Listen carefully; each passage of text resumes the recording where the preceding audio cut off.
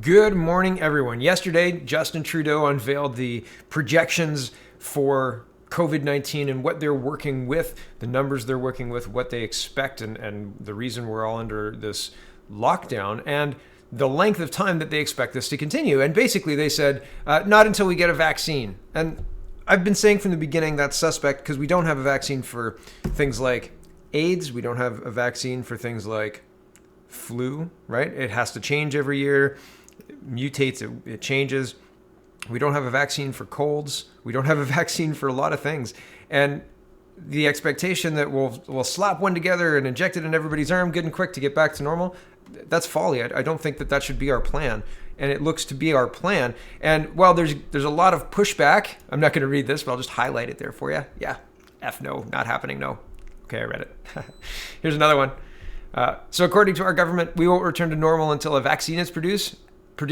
F that. Society won't survive this supposed temporary normal if it lasts 18 months. I don't even see how we can keep this up for another month. And apparently people are fine with this. Yet, no, in my stroll through Twitter, people aren't fine with this. This is just a kind of, I found those two in a few minutes. I was actually ready to go. I was going to start with this one, but I thought I've got to give some context here. But people are not happy with this plan. I think that if this is the Liberals' real plan, we're going to just keep you locked in your house while simultaneously landing flights from China. Okay? You have to understand, they are locking Canadians in their home from the boogeyman of the virus, and maybe the virus is as bad as they say. They declared, the Guelph health people declared the coronavirus outbreak in the Guelph General Hospital over yesterday, which I think that's interesting because I thought it was supposed to overwhelm our emergency rooms. Now, I'm quite happy that they're not overwhelming our emergency rooms, but we need to be responsive to the fact that they're not, right? And so, it's very interesting when they're saying you have to stay in your homes locked up for the next 2 years or until there's a vaccine, but we'll continue to land people from infected areas. It's just tone deaf. It's just awful. So Global News, this is a report on the announcement yesterday. No return to normality until coronavirus vaccine is available, Trudeau says. Canadians won't be able to return to life as they knew it before the novel coronavirus pandemic until a vaccine is available, Prime Minister Justin Trudeau said Thursday. Normality as it was before will not come back full on until we get a vaccine for this. That will be a very long way off, the Prime Minister said during his daily news conference on Canada's response to the COVID-19 outbreak. We'll have to remain vigilant for at least a year, he added in French. Trudeau's comments came just after the release of modeling data that federal health officials have been using to inform Canada's response to the pandemic. The models suggest the first wave of the virus could end roughly sometime in the summer, but that further wavelets? Is this sciencey science? Is this proven science that we're relying on? Wavelets are possible in the following months. Epidemic controls and surveillance will have to continue over that time so the chains of the virus don't reignite, said Dr. Theresa Tam, Chief Public Health Officer. How do we follow chains of the virus? We trace it back to its patient zero. Well, we haven't had patient zero in Ontario. We've had community spread in Ontario for a while. So this is absolute poppycock. This is BS, okay? Bullshit. Yeah. Back to this. Canada is developing, quote, tools and habits now that will allow the country to be much more resilient and resistant to further outbreaks and spreads, Trudeau later told reporters. I say again, by allowing flights from China to come in completely unchecked? In what way? Trudeau also said at the beginning, along with Tam, that they were doing everything they could to prevent spread, and they were being more vigilant than WHO recommendations, and that Canadians had nothing to worry about. They repeated that line until March 11th. On March 11th, they started saying, this is going to get worse before it gets better. And then March 17th, they instituted the lockdown. I used to say that it was the 11th, but that was when I instituted the lockdown. But it is offensive that this is the plan. It's offensive. We're hoping that somebody somewhere comes up with a vaccine, and we're going to ignore the positive hydroxychloroquine trials that are happening around the world. And I mean, there's tests. Hold on. Here's a test that can tell you if you've had the coronavirus and if you've got antibodies to help protect you. And it's being used in parts of Europe and parts of the US, and it's not approved from Health Canada. Isn't that interesting, right? Like, Just seems really strange. Okay, back to this.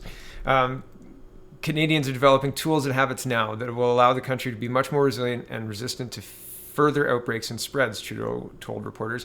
That's a talking point. That has zero meat to it. That's just, oh yeah, we're doing everything we can while not doing everything they can, right? It's a talking point. It has no basis in reality. Back to this.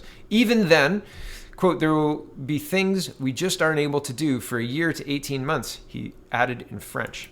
Okay, and again, the quote was, there will be things we won't be able to do, and the newspaper is adding for a year to 18 months. I'm sure that he added that. I'm just letting you know that that's not a direct quote.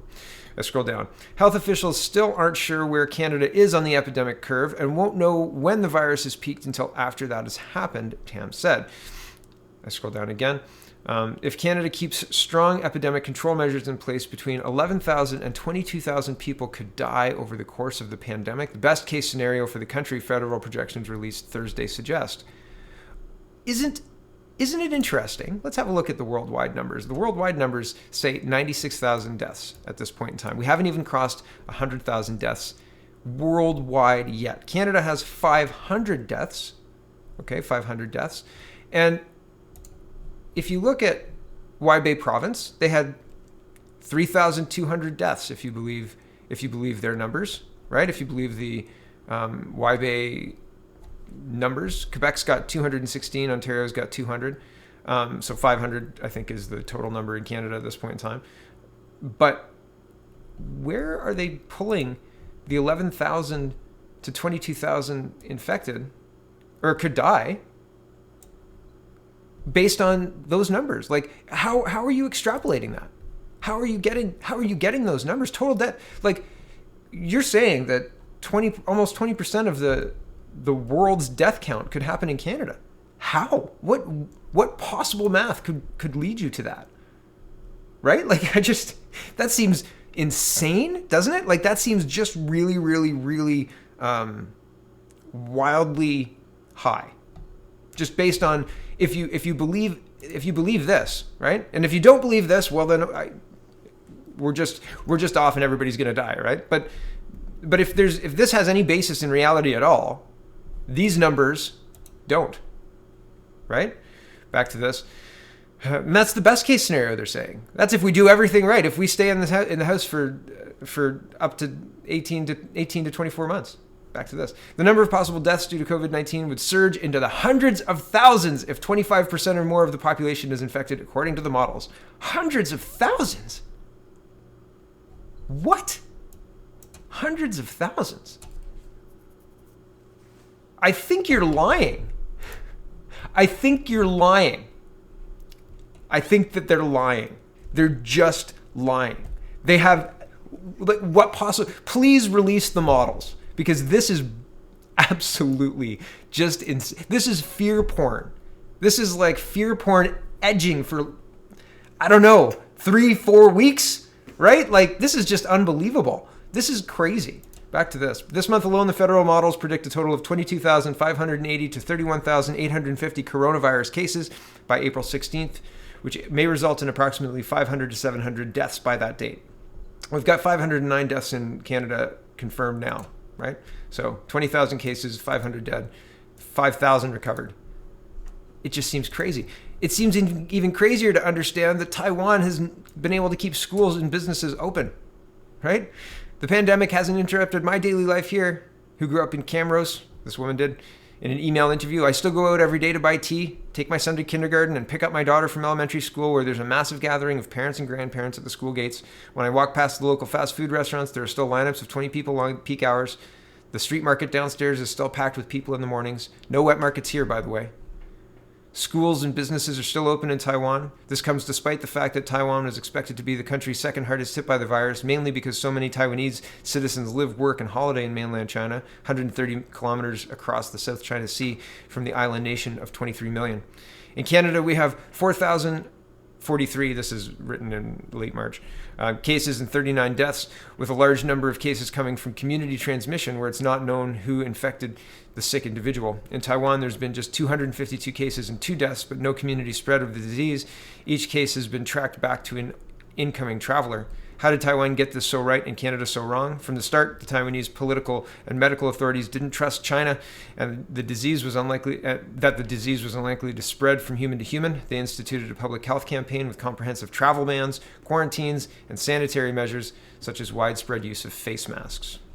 It's only yesterday that Canada was recommending face masks, and this was written March 27th. Today's April 10th. Happy Good Friday, by the way, all you Easter worshipers or Easter celebrators, Easter holidayers. I can't remember the term now. Darn it. But isn't it just insanity to expect those numbers, and when the government's response is so faulty, so terrible, so insufficient? I mean, they haven't done anything. Every single piece of advice Ms. Tam has said, closing borders wouldn't stop this virus at all, except that in Taiwan, that's exactly what they did. And hey, they've got their economy still humming along. Wouldn't that be nice? Goodness me. If we could go to stores and leave our house, right? Instead, they're saying they're saying hundreds of thousands could be dead, despite the fact that hundreds of thousands or even 100,000 haven't died worldwide yet.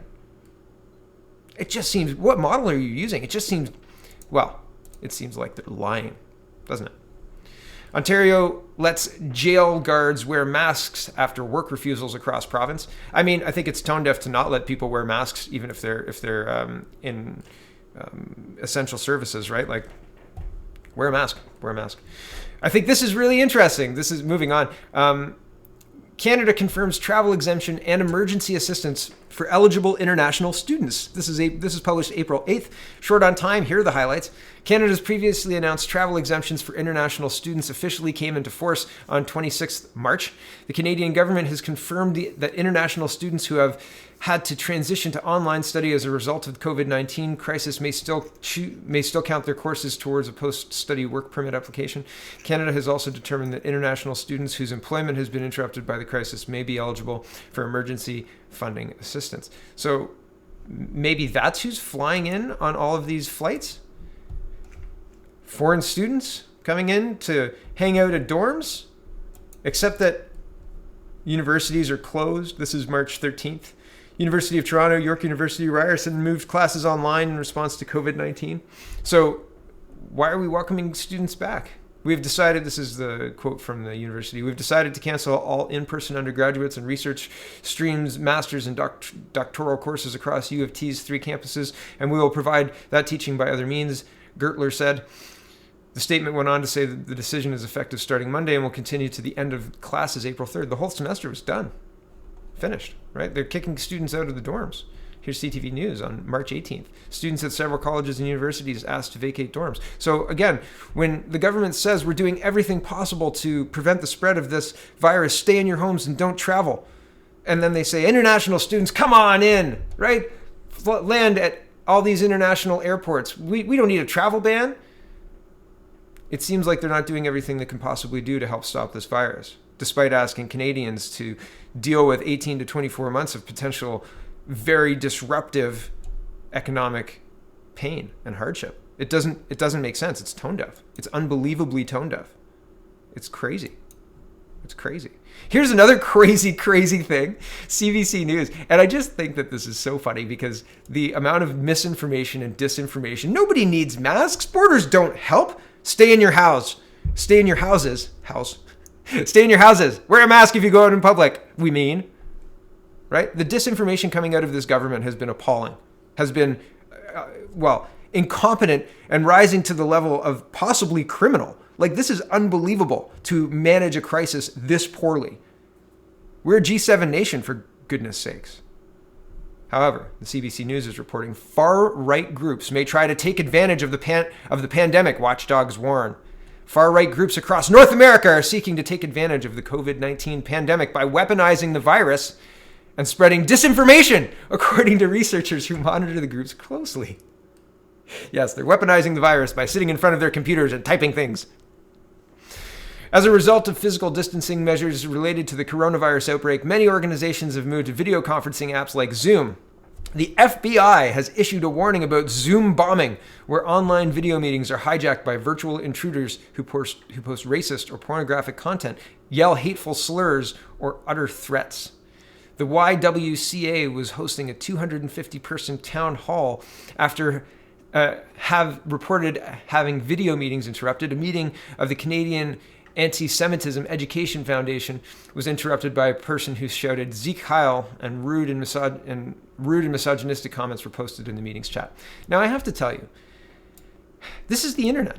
And when you meet together on the internet, and usually if you're at a bar and somebody comes in and says something to these effects, like does a Sieg Heil or whatever, people kind of just look at that and go, okay, well, that guy's obviously, got a screw loose or whatever. If you think that going into a bar and doing that is a good idea, it's about as a good idea as Zoom bombing somebody. But that's not alt-right, far-right tactics. Those are people who are just learning things on the computer, and they can do neat things that other people can't do, like finding Zoom meetings that are supposed to be town hall meetings. That's not their fault. That's the person who's organizing the meeting's fault for not understanding what Zoom is and what it isn't. Right? And you can't blame somebody exploiting something when the meeting chat itself, the underpinning infrastructure is meant not to be encrypted, right? Like it doesn't make sense to have the expectation of a private enterprise level chat between you and 20 buddies and then put out this whole idea that coming in, Zoom bombing the chat and being ridiculous is somehow some higher level of illegal, right? Like the FBI needs to come in on this. It's so beyond what they should be focusing on. It's just like watching the UK police monitor Twitter for hate speech, right? It's just crazy. They're not keeping people safe. They're doing the opposite, right? By policing speech, they're doing the opposite. Back to this. There's nothing the far right likes more ... than a crisis. I would argue that our government is just loving this at this point, but back to this. Said Barbara Perry, director of the Center of Hate, Bias and Extremism at the University of Ontario Institute of Technology. Things that you wish your tax dollars didn't fund. Like, wow. I'm very interested in where this person spends her time online. I wonder if I'm one of the people that she watches.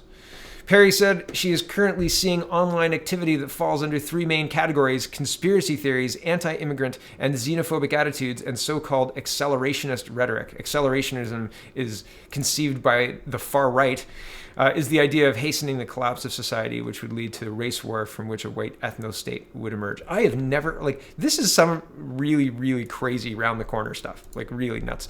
But anyway, regardless, I don't think that the CBC drawing the line between these two things, I don't think that's honest. I think it's about as honest as them telling us to not wear face masks and that closing borders doesn't prevent the spread of the virus.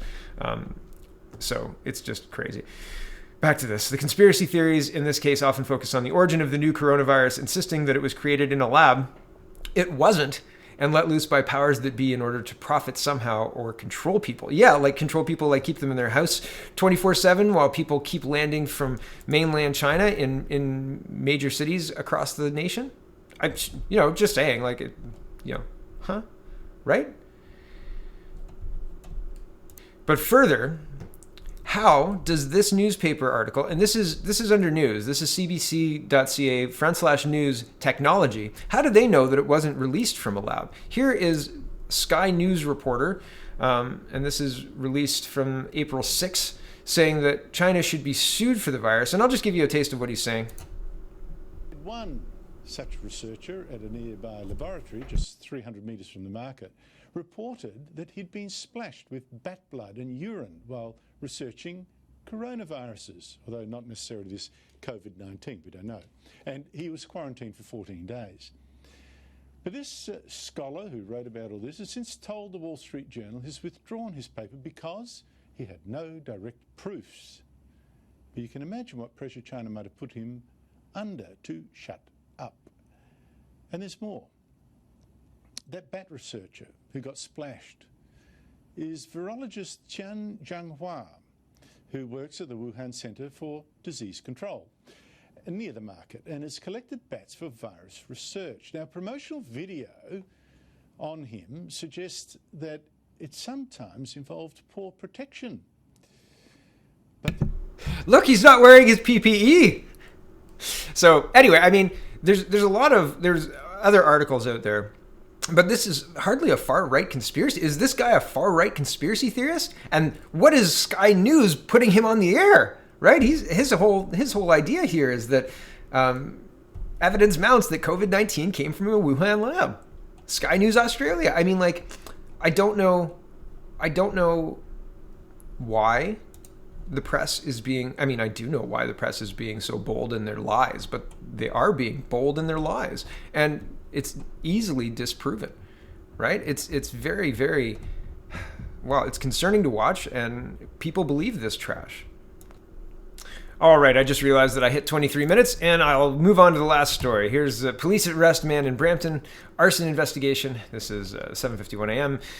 Mahan Choker, sorry if I got that wrong, 54, of no fixed address, has been arrested and charged with 5 counts of arson, damage to property, 2 counts of fail to comply with probation order, and 2 counts of breach of release conditions.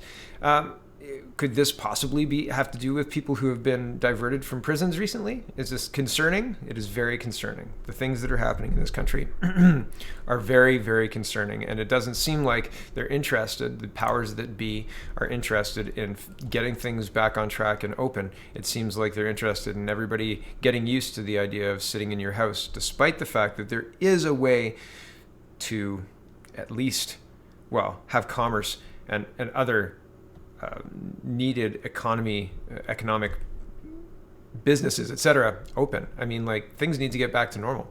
And hiding in your house for 18 months, hoping for the production of a virus, is not a plan. It's not a plan. That is absolutely, that's the absence of a plan. That's waiting for somebody else to do the work, and we're going to hopefully benefit from the work. We'll buy it from whoever comes up with it. Just wait in your houses, everybody. We've got this handled. It's not a plan. It is a fool's errand. It's unbelievable. Sorry for my frustration this Good Friday. So, and I apologize for the long show as well. Thanks for watching, everybody. Check out CanadaPoly.com. Check out CanadaReport.co, and have a wonderful, wonderful day.